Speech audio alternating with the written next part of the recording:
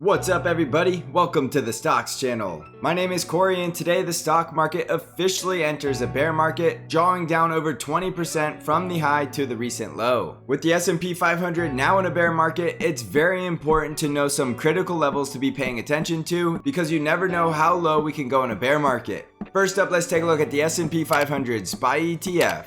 So let's crack open this chart and see what's going on in the stock market today. All right. So first things first, we'll measure from closing high to closing low. And you can see SPY did close down 21.5% from the last closing all-time high to the now recent closing low. So there's no longer a debate on whether or not we are going into a bear market. It is now official. And I know a lot of you knew this was coming because it did seem very obvious and you did call it correctly. It's the exact same principle in a bull market is do not bother trying to call a top in a bull market and do not bother trying to call a bottom in a bear market. This is why I always say downtrend until it's not and treat every bounce as a lower high before the next lower low until the bulls break out of the downtrend. The bears have complete control of this market as you have seen time and time again this year. And even if we do get some sort of counter trend rally, you cannot be assuming that we are going back into a bull market. You need to have price action prove it. So treat this bear market very seriously because you do not want to be getting over leveraged on long positions in a bear market. And you need to be very cautious of how low we could possibly go. So for this reason, I do not want you bother trying to call the bottom.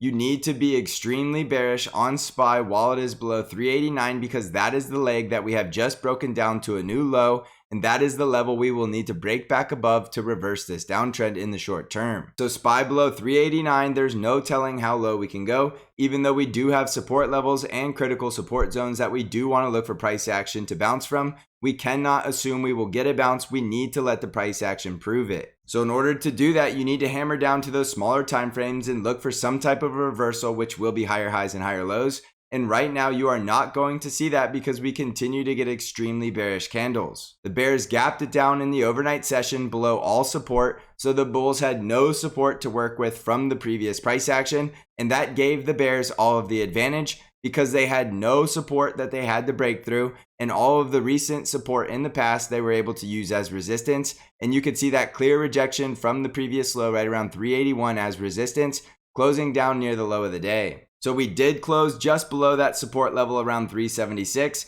and we did close just above this support trend line, which is right around 373, and that level did lead to some type of tiny bounce. But if you look at the daily Bollinger Bands, we are just getting way too oversold, so it could be very possible in the short term that we are due for a bounce, but there is no guarantee that that bounce has to lead to anything other than just a dead cat bounce before we continue lower. So if I zoom out a little bit, you can see where that support trend line is coming from if you connect all of the recent lows. And just because there is a support trend line there doesn't mean we can't break below it. Now, if you go back to the support trend lines that started this bull market, those were the critical levels at SPY 394 and then down here at 370. And as you can see here, we now have two daily candles closing below the support trend line that goes all the way back to the lows of 2009. And we are clearly now closing below that level. So you can tell closing below that level, we were likely entering the bear market, and now the price action with today confirms it. And sometimes when you get into a bear market, you've already seen the low and you start bouncing right out of it. And other times you continue to bleed out and continue to go to lower prices. Don't bother trying to guess which one it's going to be, just follow price action. If you're not willing to learn how to trade following price action, you will have no way to successfully navigate this market and stay profitable. So use this level up here at 389 as your critical level that the bulls need to break above, otherwise you should be expecting lower prices. So even if I gave you support levels to the downside, you would still need to be watching price action at those levels. Or if you're a bear and you're shorting, you should be considering taking your profits at support. So for that reason, you should be watching these levels at SPY 376, 373, and 370. And if we lose this support at 370, we are more than likely going to start trending down towards about 360 to 350. So getting oversold near 370, it is very likely that level will act as a short-term support, but there is no guarantee that level will hold up on the second pass through it. So just be extremely cautious, and you can clearly see the volume is picking up on selling. And even though we are oversold in the short term, that is more than likely just going to lead to a dead cat bounce before we continue lower. So SPY below 389, you're extremely risk off. And if we do break back above 389, you're looking for that resistance zone right around 394 to 395 and the gap fill at 401. and that will be a strong resistance zone because we will have all the moving averages as resistance, as our negatively sloping 20 simple moving average will be up around that level. So if you start to see a bounce in the short term, you're looking for price action at 389 and then all the way up here around 394 to 401. And because we're in a bear market, you're looking for some type of rejection and a continuation of downside, unless the bulls prove it by doing some type of higher highs and higher lows formation and start to break back above this 20 simple moving average. So until you see some type of bullish price action with higher highs and higher lows and breaking back over some of this critical resistance, you still need to be extremely risk off and be expecting more downside. Remember, downtrend until it's not, and you're going to do a lot better in this bear market if you get used to seeing lower lows and lower highs and don't expect anything other than that until the bulls reverse the downtrend. On the NASDAQ 100 triple Qs, we were down 4.65% today, and as you know, the triple Qs have been in a bear market, and that was the first indication we were likely going to see SPY entering the bear market as well. The triple Qs did come down and close the gap at 276 and did close just below that level.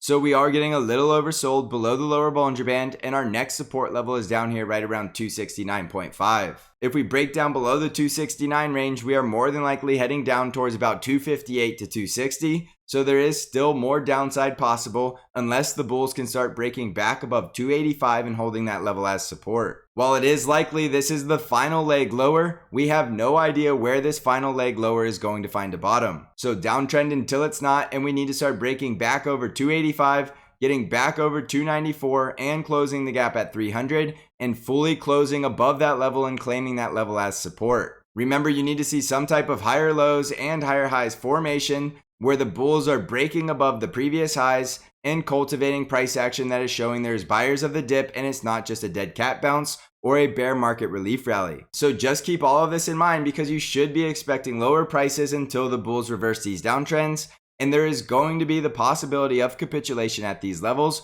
or we could be in the process of capitulation over these last 3 trading days. So to the upside, look for that strong resistance zone right around 285, and we do have gaps to fill right around 289 and 299, and it is very likely we will fill those gaps in the future. We just don't know exactly when. So in the event we start breaking back over 285, the possibility of filling those gaps to the upside will increase significantly. But while we are below 285, it is still possible that we are trending down towards about 258. So even though we do have possible support down here at 269.5, you still need to look for possible reversals from that level and do not just be buying blindly in a bear trend hoping that you caught the bottom. As an investor, you can start accumulating at any of these prices, but you should be prepared to be holding for long periods of time before you start generating a profit. In the Dow Jones, we were down 2.8%, and just like the rest of the indices, the Dow Jones did gap down below all support because we did have that support level right around 308, and we did gap just below it. So again, the bears are still very strong and able to push prices in the overnight session, and we do have an oversold condition in the Dow Jones as well.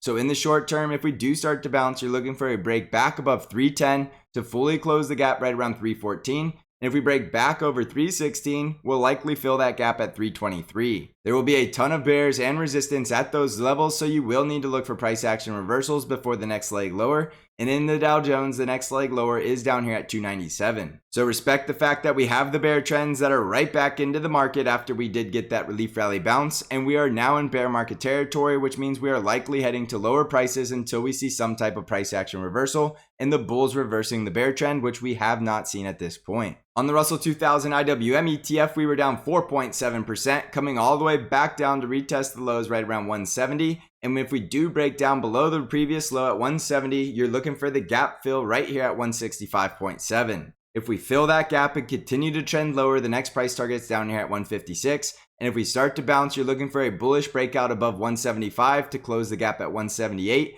And above 178, you're looking for strong resistance right around 181 and the gap fill right around 183.5. You're not getting bullish until we get all the way back above the high 180s or close above 191.5. Because in this bear trend, we could continue to trend lower. So you will not want to get bullish as a trader until we see price action reversing. Otherwise, you are taking short-term long trades off support and selling at resistance and not getting greedy trying to swing trade long positions in a bear market. If we do get a strong bounce off of this support level at 170 and break the neckline all the way up here at 191, that will look like a successful double bottom, but we won't have confirmation until we break the neckline, and we will need to bounce off of this support. On the ARKK ETF, we were down 8.8%, and the ARKK ETF did come down to retest the lows right around 37 to 36, and so far that level is holding up as support. But as I said before, these Bollinger Bands were very tight and very contracted, which is not going to allow the price action to move significantly below the Bollinger Band. As these Bollinger Bands expand, it will be likely price action could reach our target at 33.7, and that should be a very strong support level. But because this is such a strong bear market, we have no idea where it's going to find a bottom. So just because we have a target down here at 33.7, you can't assume that level has to hold up. So below that, we'll likely go down to the next nearest support, which will be right around $30. And remember, this is a very strong bear market that you should not be getting bullish until we start closing all the way back above 52. So look for the next strong resistance right around 39 to 40 and the 20 simple moving average just below 43. On the VIX, we had a huge spike in volatility today, with the VIX closing up over 22% and closing back above 30. Remember, VIX above 30 was our bear market scenario, and we are clearly now in the bear market with the VIX closing at 34 and SPY closing down over 20% from the high to the low. So be very cautious while the VIX is above 30, because it's still possible the VIX is trying to get to that target up here at 38 to put in the final bottom. And even if the VIX does get to 38, that does not guarantee that the bottom is in. It is just significantly more likely that we reach capitulation. We do have a gap to fill on the VIX down here just above 29.7, so it is likely we could see the VIX getting crushed in the short term, but we could still see the VIX finding support at the gap close and bouncing yet again. So do not get overly complacent even if the VIX does start to crush from here, because any level of the VIX above 24 is still a very volatile bear market. On Bitcoin, we're currently down 12.5% with Bitcoin trading at 23,000, and we more than exceeded our double top price target of 27,500 because Bitcoin sliced right through that level and that support zone right around 25,000. So it does look like Bitcoin is well on its way to retesting support at $20,000. In theory, that should be a level that Bitcoin bulls will be trying to buy at, but you will want to wait for price action confirmation that that level is holding up as support before we go any lower. I know a lot of Bitcoin bulls have trouble believing that Bitcoin could break down below 20,000, but you can never rule it out as a possibility while Bitcoin is in this bear market. So if Bitcoin does break down below 20,000, we will be looking for lower prices around 16,000 and then 12,000, but that should be a strong support to at least pay attention to in the short term. On Bitcoin at this time, you really shouldn't be getting bullish while we're below 28,000 because that level will likely act as resistance because we did spend a lot of time there as support. And now that that support level has broken down, it's more than likely going to be new resistance. So be cautious of being bullish below 28,000, and you can get a lot more bullish if we do start breaking back above 28,000 and back above 32,000. On NVIDIA stock, we were down 7.82%, and NVIDIA did break down below the previous low at 161, so it does look like we're well on our way to hitting that price target down here at 150. If for whatever reason that is not the bottom in NVIDIA stock, we could go all the way down to 125 next. But I do have reasons to believe that NVIDIA could be finding a bottom at that price target at 150, so watch that level very closely. On a bounce and break back above 161, you're looking for the gap fill right around 169, and the most critical resistance at this point is still going to be up here at 179, and above that you have the gap fill just above 180. You have to be bearish while we're below 200, and the real bullish breakout will be that close above 210, and at this point those levels are not even within striking distance. So you need to be looking to the downside at the price targets at 150 and then 125. In Tesla stock, we were down 7.1%, gapping down and closing near the lower Bollinger Band, and we're very close to retesting the low at 620. If we break below 620, the next leg lower should be down here right around 571, and then we could start to see a lot of bulls stepping in at that level. We have gaps to fill to the upside right around 695 and strong resistance right around 708. And if we break back over 700 and 708, you're looking for a retest of resistance at 763. You're not getting bullish until we get that bullish breakout above 775, and not any sooner than that because it's likely we're heading lower before we go any higher. On Apple stock, we were down 3.83%, and Apple did lose some critical support and did close at a brand new low because the previous intraday low was at 132.6 and we closed just below that level. On Apple, we did have that price target at 130, and at this point it looks inevitable that we're going to reach that level. So if we do start getting the bounce off 130, that will be a bullish bounce because it does look like that price target will be holding up as support. And then you can start looking for gap fills above at 137 and 142.5. However, in the bear market, we can never assume we have to bounce off any levels. So if we start slicing through 130, you will want to be a lot more cautious because you're more than likely seeing capitulation in Apple stock. The bullish breakout at this point is still a close all the way back over 144 and our resistance trend line right around 147.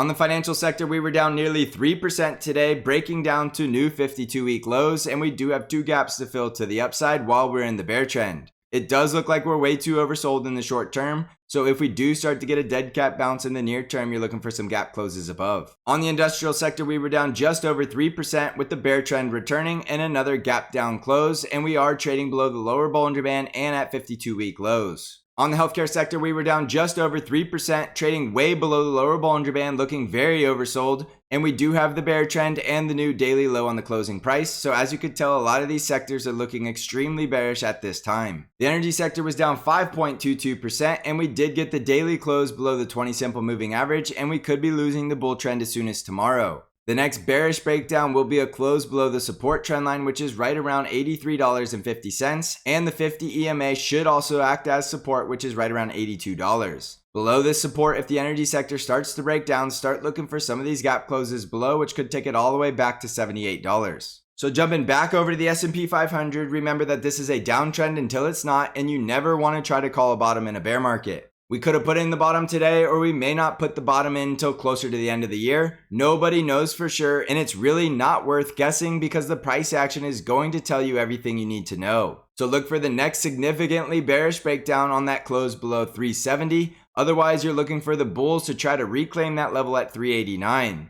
Everything in between is likely going to be a very volatile whipsaw. So if you're trading in between, just be prepared for high volatility and a lot of whipsaws in both directions. Because as I always say, volatility does not only work in the downward direction. Even if you're shorting this market because it's trending lower, you can still lose money on a volatile swing to the upside because all bear markets have very volatile counter trend rallies. So just be very patient, have a very solid trade plan, and always use proper risk management. Also, don't forget that I do have Bank Trade Alerts, which is an algorithm-driven trade alert service that only trades the ETF TQQQ and sends you all of your buy and sell alerts directly via email and text message. Even in the bear market of 2008, Bank beat the market and had a very positive return. If you're looking for more information or want to subscribe, you can click on the link in the description of this video. I also have the Stocks Channel Discord where I do intraday updates and analysis and bring new trade ideas to you weekly. If you're interested in joining the Stocks Channel Discord community, you can find out how to join the Discord server by clicking on the link below. So thank you for watching, everybody. I hope you're crushing this market.